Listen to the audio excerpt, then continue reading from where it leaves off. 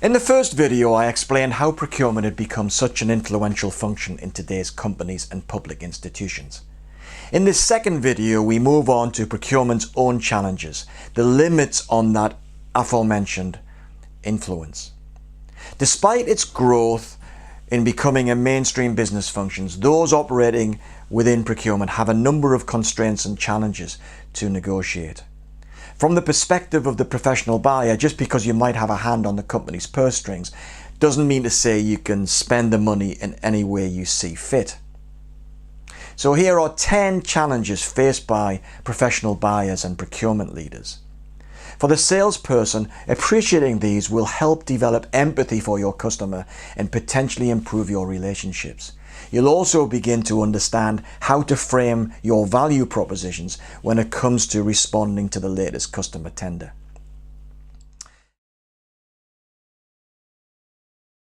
Challenge number 1, status anxiety. In the first video, we noted that more and more companies were appointing chief procurement officers to high office, and some had even become CEOs.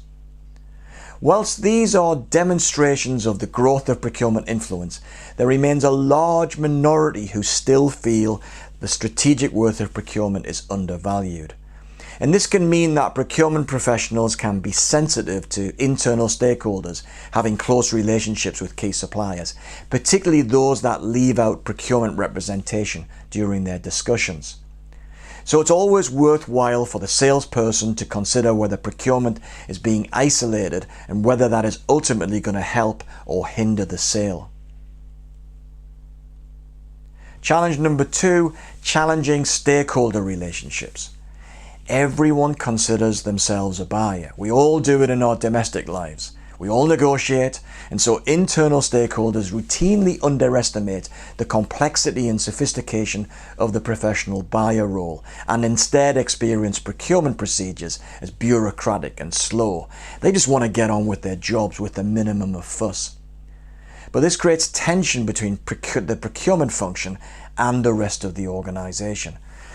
Sellers should be aware of these tensions, particularly when it may be impacting contract decision making at the customer.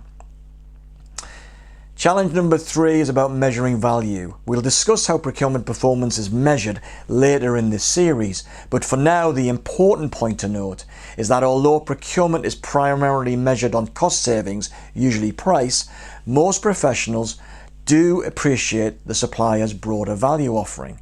They understand total cost of ownership, or TCO, but they rarely get credit for delivering it. They know that the lowest price doesn't necessarily mean lowest cost or best value, but the problem they have is chief financial officers still measure procurement on savings. And that's not to say that CFOs themselves don't understand value. It's mainly because it's extraordinarily difficult to measure. Measuring savings is easy, value far harder. So the default is to measure cost savings. This makes selling value to procurement a real challenge for sales. Challenge number 4, the savings cul-de-sac. Generating savings from the supply chain is a game of diminishing returns. If procurement only focuses on price savings, as mentioned, its primary performance indicator, then savings will eventually dry up and TCO might even rise. Rather than broadening the task to include a much wider range of value levers, many procurement leaders are trapped in an increasingly difficult chase for savings. It's one of the reasons why CPOs frequently move company during their careers.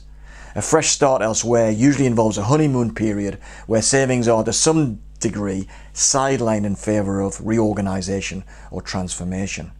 For sales, it means acknowledging that savings are always going to be important, but sometimes more or less important depending on the circumstances.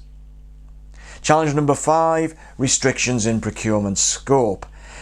Despite procurement leading the formal sourcing process, some categories are off limits. And this obviously depends on the organisation, but service categories in particular are often overseen and/or commissioned by senior leaders in other functions. And these include consulting, legal services, audit, and information technology. This can be a source of frustration for procurement as savings and value improvements are not as diligently pursued by senior stakeholders as they would be by the professional buyers. Nevertheless, procurement's reach into these categories is improving, and sales must be careful not to make the mistake of assuming procurement is completely isolated from the buying decision. Challenge number 6, skills shortage. CPOs are an unforgiving bunch. According to surveys, around half don't consider their team skilled enough to deliver on their procurement strategies. Nevertheless, there is a bigger reason for the apparent skill shortage, and that is that the demand for procurement talent outstrips supply. Despite a growing number of procurement and supply chain education programs, the demand for skilled practitioners can be intense.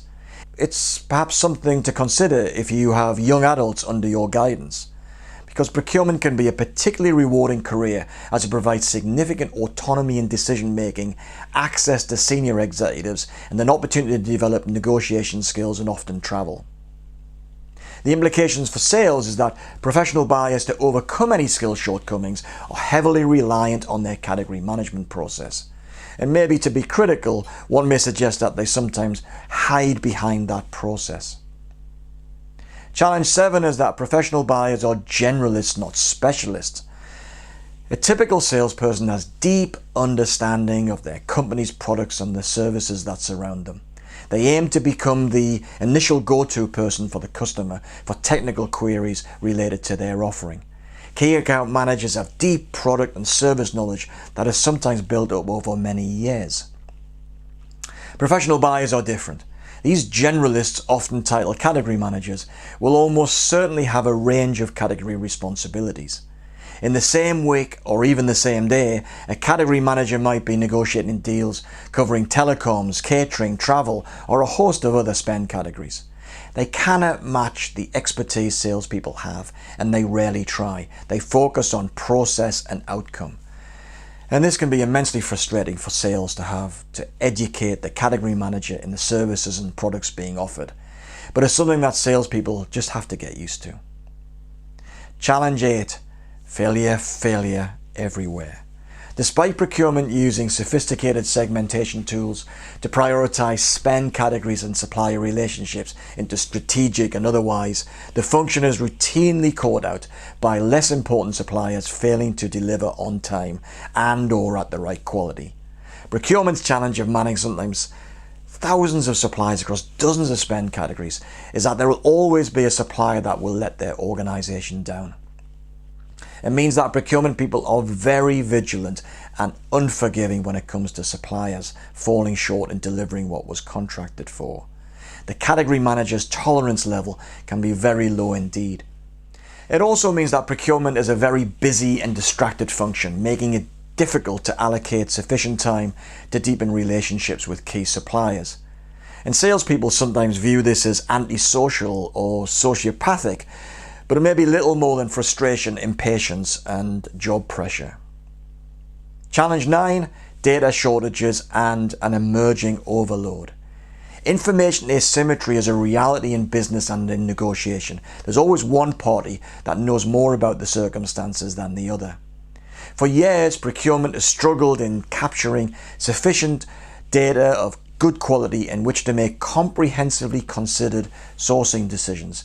It's still a major factor, with the majority of CPOs having little or no visibility of second-tier suppliers. But we are on the cusp of big data and artificial intelligence changing much of procurement, and the use of digital platforms is helping category managers secure more and better data. It sounds good for procurement, but it is about to be swamped by data without the resources to interrogate it sufficiently to make complex sourcing and supplier management decisions. AI is a long way off, other than for the simplest of tasks, so we're going to find category managers struggling to comprehend key moves and major sourcing decisions for some time to come. Technology is not going to transform customer-supplier relationships just yet, so old-school relationship management and negotiation skills will be important for years to come. Challenge number 10, supplier management remains a blind spot. Later on in this series, I will explain in some detail supplier relationship management. But for now, we should note that although managing relationships post-contract is crucial to secure what was negotiated and create more value, it's an area chronically under-resourced and underskilled by buying companies. Salespeople, often with a preference for relationship selling, have their work cut out trying to build deeper relationships with procurement. Professional buyers just don't have the bandwidth. And despite estimates of up to 40% additional value being available from deploying best practice SRM. Well, those are the 10 key challenges facing many, even most procurement functions. Regardless, there remain very many super professional and highly competent practitioners in the field.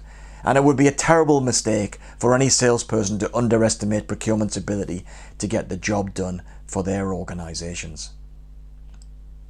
The key takeaways from this video I would suggest are the following. Despite procurement's growing influence, the job of the professional buyer is a challenging one.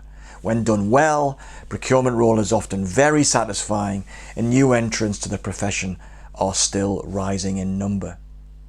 There are a number of key challenges facing those professional buyers, some of which are counterintuitive, the value versus price confusion for example, and others, for example status anxiety, are common to other professions. But key for the salesperson is to dig deeper in trying to understand what is going on in the customer's organization. Having a superior and more accurate appreciation of the customer's challenges can enable the salesperson to mold their communications and engagement practices in making a better connection. And that way can lead to more profitable long-term relationships that pay off for both parties.